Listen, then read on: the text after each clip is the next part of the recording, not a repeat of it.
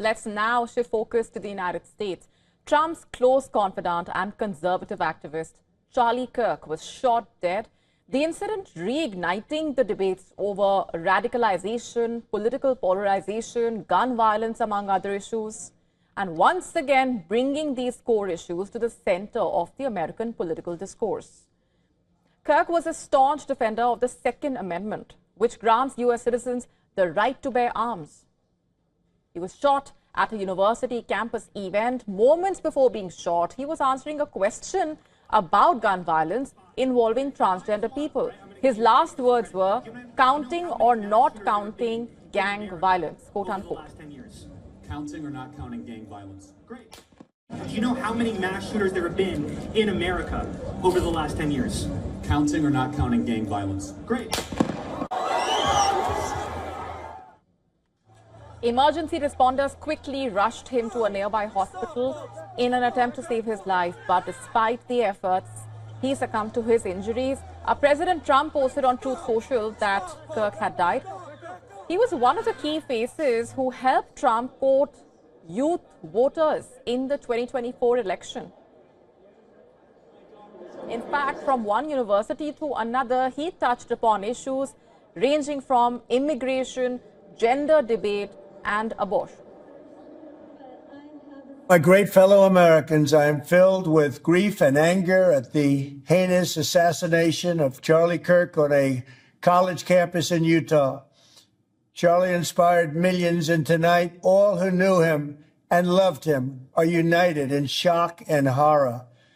Charlie was a patriot who devoted his life to the cause of open debate and the country that he loved so much, the United States of America. In fact, Trump also ordered that the flag of the United States shall be flown at half-staff at the White House and upon all public buildings and grounds until sunset on September 14. World leaders across the political spectrum condemned the incident. Donald Trump called it a dark moment for America. His political opponent and former President Barack Obama called the incident a despicable act of violence. Joe Biden said there is no place for this kind of violence in America. From the UK, Conservative Reform UK Party leader echoing Trump, he called it a very dark day for American democracy. The UK Prime Minister said that there can be no justification for political violence. The Italian Prime Minister also condemned Kirk's assassination. She called it an atrocious act and a deep wound for democracy.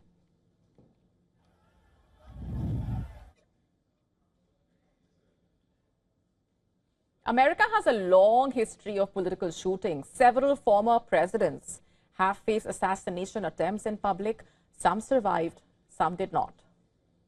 The list of political shootings is long. When the leaders who have unparalleled security guarding them came under attack, and Charlie Kirk's killer remains at large. U.S. agencies, meanwhile, carrying out the hunt to nab the assassin. But his death, once again, putting the issue of gun violence at the forefront in the United States.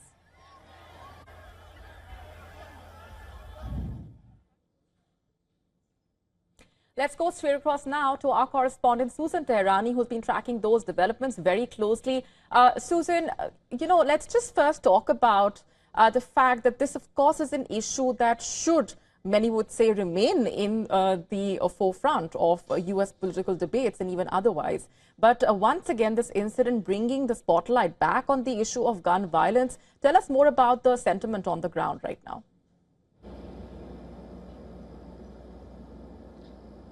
Yeah, the killing of Charlie Kirk really sent shockwaves, Molly, here across the United States. And while the issue of gun violence, of course, is very important, and legislation to pass stricter gun laws will always be at the forefront and is at the forefront, the main concern for many Americans is how dark of a day and times these are, that because of the political discourse and the political sentiments that people have, they resort to a violent act like this. Charlie Kirk wasn't a political figure, but he was very influential. He was very articulate. And he was practicing his free speech when this happened. And, if you look at what he was doing, he usually would go on campuses and just have civil debates with people that disagreed with him. And the sentiment now is that if we can't have free, public, civil conversations about our political beliefs and where we stand as a country without the fear of being shot or violence, then America is in a very, very dark place. And whether, as we saw on both sides of the aisle, those that do agree with him, those that didn't agree with him, I think there is a consensus that violence is never the way to shut down free speech. And that I think has taken center stage. And I think that's going to be the conversations that many are going to be having in the coming days. But of course, the issue of gun violence, and then more immediately how the suspect is still at large, is extremely unsettling right now. Indeed. There's also been that question that's been on people's minds every time such an incident takes place, which unfortunately has become the norm in the United States, as to why, the lobby continues to have that kind of control and influence, and why America has not been able to shake off such an influence at all.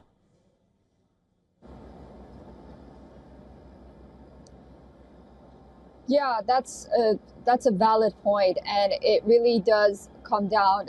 Guns ultimately go down, the issue with guns, to state by state, and there are states and there are people in those states that really value their Second Amendment rights, the right to bear arms.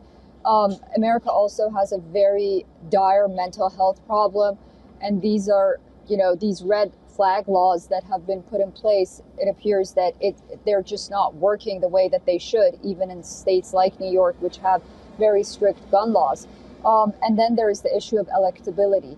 Goes back to, state by state, where politicians can only push for what their constituents want to a certain degree. And ultimately, when they go to Washington, how they vote is going to really impact how they get elected. And it's not just the gun lobby. The gun lobby is a lot of American people. They believe that they should have guns to defend themselves against those that have guns, that have them illegally or are mentally ill and will use them in an ill way.